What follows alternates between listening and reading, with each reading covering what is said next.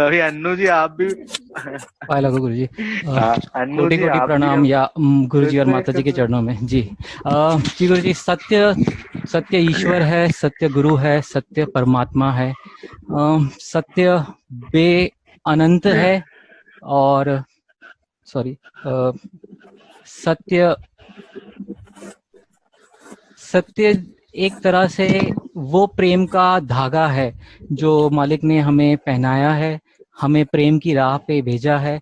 और वो प्रेम की राह से हमें प्रेम की ओर लेके जाके वो आत्मा जिससे हम आए हैं उसी आत्मा में मिलन के लिए उपदेश के साथ भेजा है। तो जैसे शरीर जब हम में मिलता है, प्रेम से मिलता है, और उसके बाद माता पिता उसकी सेवा करते हैं, जैसे कहा। एंड हम जिंदगी भर सेवा लेते हैं, अंत में हमें सेवा मिलती है, करते हैं। वैसे ही हम प्रेम करते हैं, हमें प्रेम मिलता है। तो ये एक्चुअली एक नेचुरल प्रोसेस है गुरुजी, ये एक नेचर का ही प्रोसेस है।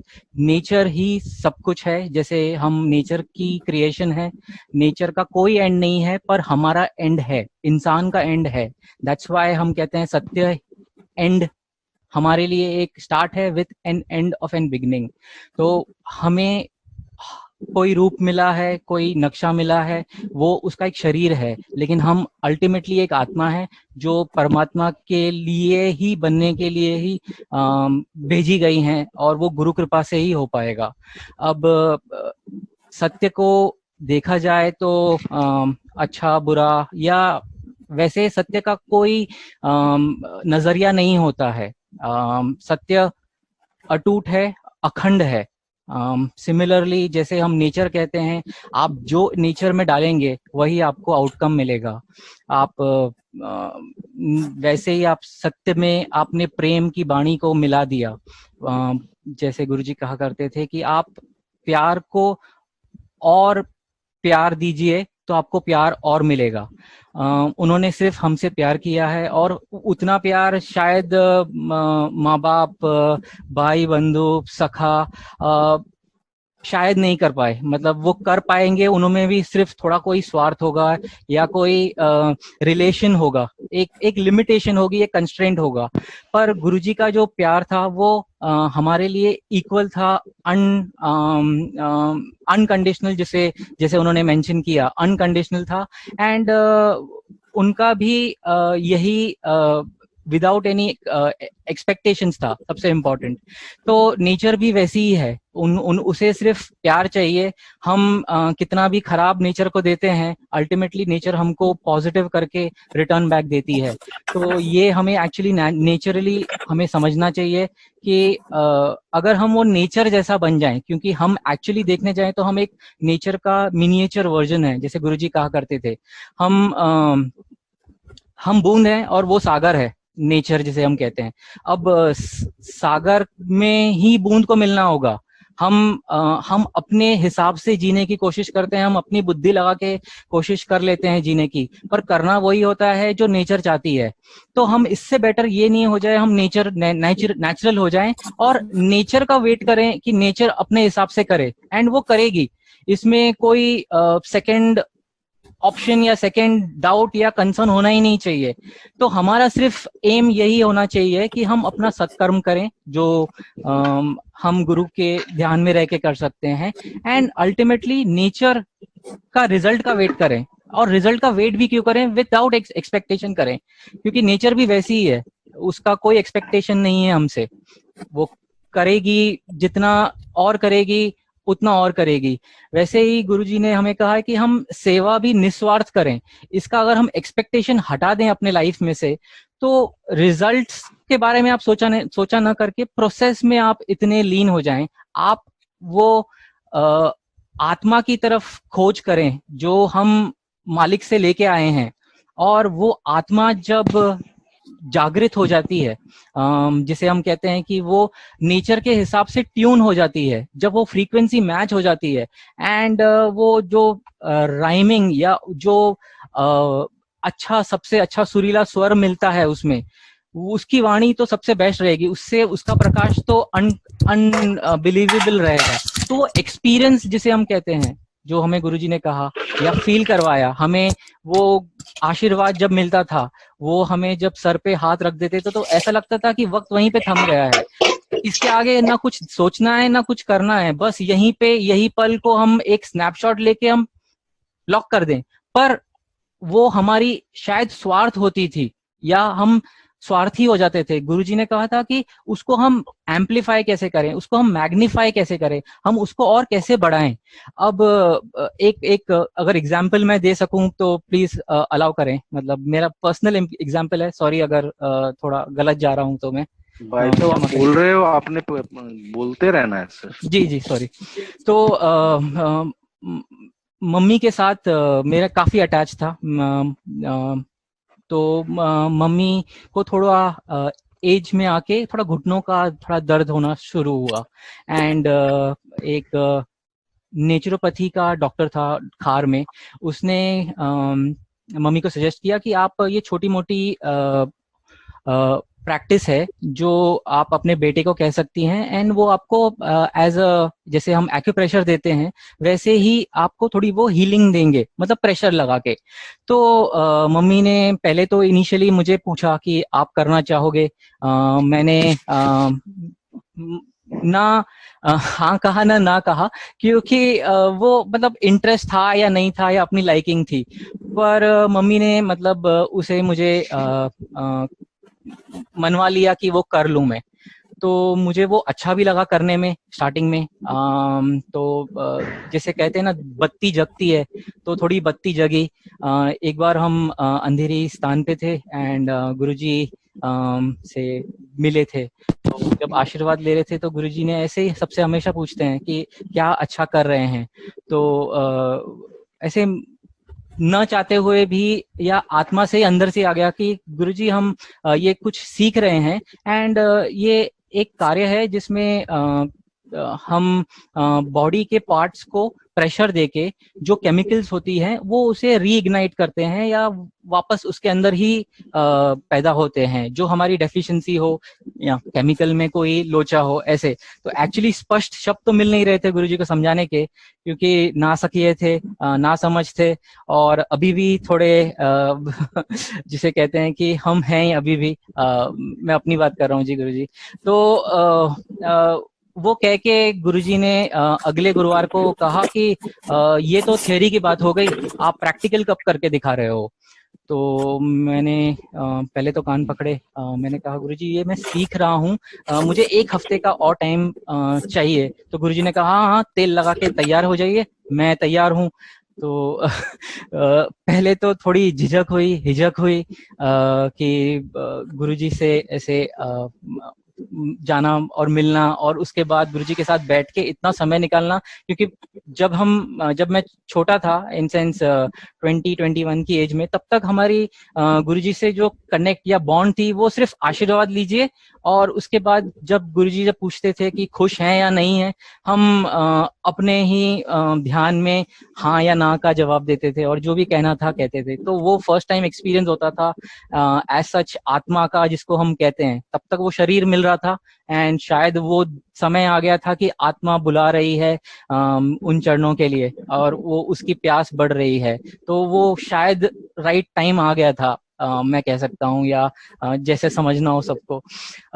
और फिर एक दिन जैसे गुरुजी ने बताया कि आप पहुंच जाइए स्थान पे, अंधेरी स्थान पे, तो मैं पहुंच गया।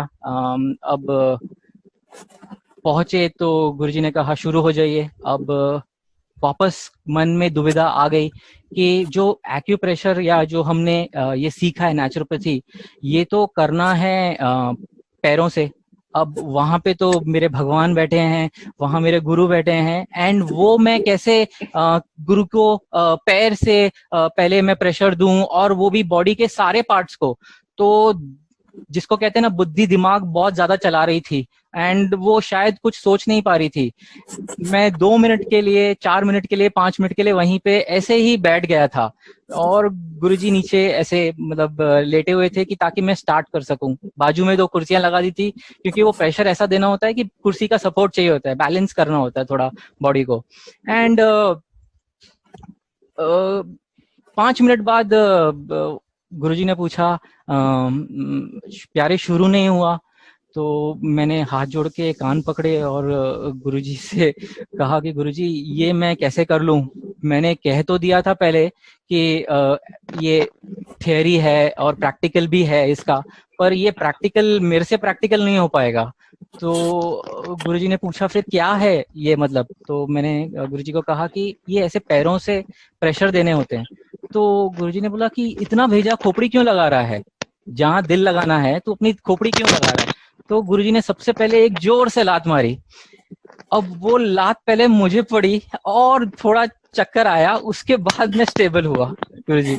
एंड वो दृश्य मेरे मतलब अभी भी वो जिसको कहते हैं ना, अभी भी रिफ्रेश्ड है कि मैं जो गुरु को देख रहा था वो शरीर से देख रहा था, एंड गुरु मेरे आत्मा के साथ थे वहां पे, एंड वो मुझे कह रहे हैं कि वो शरीर है, आप आत्मा को दीजिए, आप वो मत भूल जाइए कि आप हील कर रहे हैं, आप खुद हील होने वाले हैं।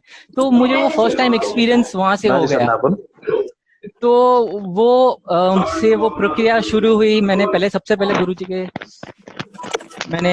गुरुजी के पैर छुए, उसके बाद वो प्रेशर का प्रोसेस स्टार्ट किया।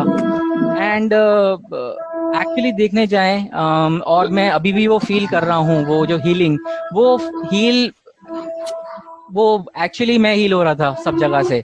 वो मैं माइंड से, बॉडी से, सोल से, सब जगह से मैं ही हील हो रहा था। बाकी तो वो क्रिया हो रही थी गुरुजी की। एंड ये प्रोसेस थोड़ी कंटिन्यू हुई। इसी के दौरान एक बार जब गुरुजी सॉरी एक बार गुरुजी जब सॉरी जी, एक माइक पे आवाज आ रही है। हाँ जी, हाँ।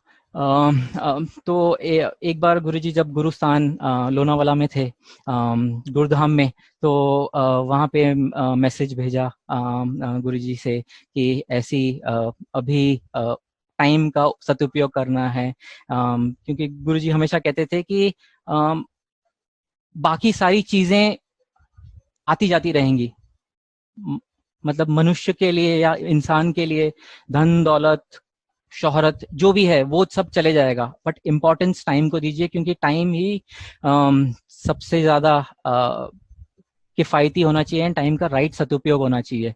क्योंकि हमने जैसे लास्ट सेशन में भी सुना सदुपयोग के बारे में, क्योंकि सदुपयोग ही चीज है या सद्बुद्धि ही है जो हमें सदुपयोग करने को सिखाती है, एंड टाइम इज सबसे मोस्ट सदुपयोग। तो हमने एक प्रार्थना लगाई एंड ऊपर गए। तो जब वो सेशन स्टार्ट हुआ था नेचुरोपैथी का, तो मन में या अंदर ही एक ऐसा विचार चल रहा था आत्मा में कि ये तो अच्छा हो रहा है। एंड इमीडिएटली गुरुजी ने वहां से एक जिसे कहते हैं ना एक एक कृपा कर दी। उन्होंने कहा कि बेटा ये सेशन जो हो रहा है ये हम और आप कर रहे हैं, ये सेशन को हम आगे कैसे किसके साथ कर सकते हैं, तो क्यों ना हम ये सेशन यहाँ पे और कंडक्ट करें, जिसमें शिव पार्वती मतलब हस्बैंड अपनी वाइफ को दे एंड अपनी वाइफ अपनी हस्बैंड को दे, ताकि हम इसका पूरा उपयोग करें। तो वो जो सेंस जिसको कहते हैं कि मेरी शायद सेंस वहीं तक थी या मेरी शायद सोच वहीं तक थी, लिमिट हो रही थी कि मैं एक एक पॉइंट तक आगे बढ़ सक रहा हूं, पर गुरु जी ने उसको एक ऐसा रूप दिया कि वो हर प्रकार से, हर जिसको कहते हैं ना पूर्ण तरह से वो यूजफुल उसकी हो जाए। एंड पहले तो स्टार्टिंग में थोड़ा डर हुआ, कंसर्न्स आए, क्वेश्चंस आए कि लोग जब हम जाएंगे तो पूछेंगे भाई आप तो पढ़ाई कुछ ही और की कर रहे हो, आपको क्योंकि आपका प्रोफेशन कुछ और है और आप ये नेचुरोपैथी के बारे में कैसे आप बताएंगे। तो वो विविधता नहीं आई, गुरुजी ने आने कभी नहीं दी। मैं जब वहां पे पहुंचा, एक्चुअली करवाने वाले तो वही थे, मैं जब वहां पे पहुंचा मैंने गुरुजी को कहा कि गुरुजी ऐसा कुछ कीजिए कि वो सेशन में पता ही नहीं चले, मैं एक लाइन बोलूं और गुरुजी सब कुछ हो जाए। तो गुरुजी ने कहा कि वहां पर कुर्सियां बिछा दे, सब जगह पे कुर्सियां लगा दे और सबको लेटा दे, सबसे बेस्ट होगा प्रैक्टिकल करवाना। मैंने गुरुजी को कहा गुरुजी इससे अच्छा और इससे सिंपल ऑप्शन तो मैं ना सोच सकता था ना मैं कर सकता था। मैं वही प्रॉब्लम को as a opportunity, as a learning, जो मैंने मिस्टेक्स की वो मैं बता रहा हूँ कि उन्होंने जिसको कहते हैं एक मार्गदर्शन के साथ साथ एक सोल्यूशन भी दे दिया। तो जब हम कहते हैं गुरु क्या है, गुरु एक्चुअली आपका निर्धारण भी नहीं करते हैं, उसके साथ साथ उसको सॉल्व भी करते हैं, एज वेल एज उसको संपूर्ण रूप से उसको यूज करते हैं, यूटिलिटी करते हैं। तो शायद हमारी दृष्टि, हमारी सोच, हमारी जिसे कहते हैं लिमिटेशन हमेशा रहेंगी, पर गुरु आगे ही सोच सकता है। तो हम बेटर रहेगा कि हम उनकी सोच पे हम सिर्फ फॉलो करें एंड बस कार्य करते रहें। तो जी गुरु जी एक छोटा सा किस्सा शेयर किया है। तो सुपर सुपर, बहुत बढ़िया बहुत बढ़िया, बहुत बहुत धन्यवाद आपको। Thank you. बहुत अच्छे एक्सपीरियंस आपने दिए।